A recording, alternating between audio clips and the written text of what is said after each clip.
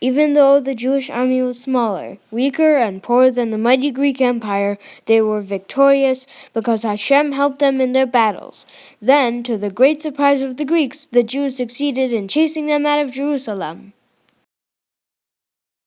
After 3 years of fighting, the Jews are able to recapture the Beis HaMikdash and rededicate it. The miracle of the oil happens now. When Yehuda entered the Beis HaMikdash, he saw a sight too terrible to describe. Everything was filthy, broken, ruined, and full of Greek idols. The Jews went to work immediately. They washed, cleaned, scrubbed, repaired, and rebuilt. And they made a new menorah to replace the one the Greeks had taken away.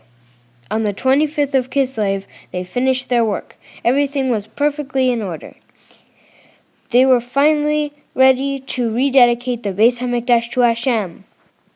In order to light the menorah, only the purest olive oil prepared especially for this task could be used.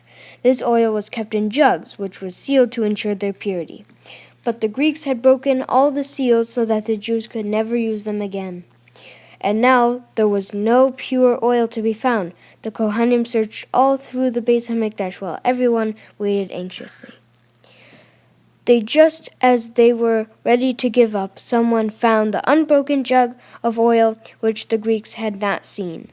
This jug was even stamped with the seal of the Kohen Gadol, the high priest. Unfortunately, there was only enough oil in the one flask to last for 1 day. It would take 8 days to make new oil, but the Jews did not want to postpone the mitzvah. And so, amidst much thanksgiving, the menorah was lit, and the Beis HaMikdash was rededicated on the 25th day of Kislev. And the oil just kept burning, on and on, right through the 2nd and 3rd and 4th and 5th day, all the way until the 8th day when the new supply arrived. And that is why we celebrate the miracle of Chanukah.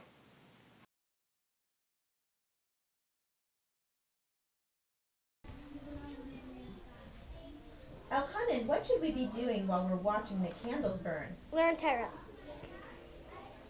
Why do we want to learn Torah by our menorah? Because Yavanim wanted us to stop learning Torah. And so when we're learning next to the menorah, what happens?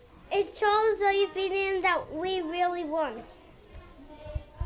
The Frierdiker Rebbe heard from the Rebbe Rashab that the kids should listen to the lights. They should ask their parents to read their then the Hanukkah story. We say Al Hanisim during Shemona Esrei and benching. Other Yidden do light menorah after Ma'ariv, and we light menorah between Mincha and Ma'ariv. Aneres Hallelu after we light all the candles. And in 770, how would the Chassidim do it? They would face right after the Rebbe lit all the candles, and that night they would sing it for a very long time, and they would face the Rebbe.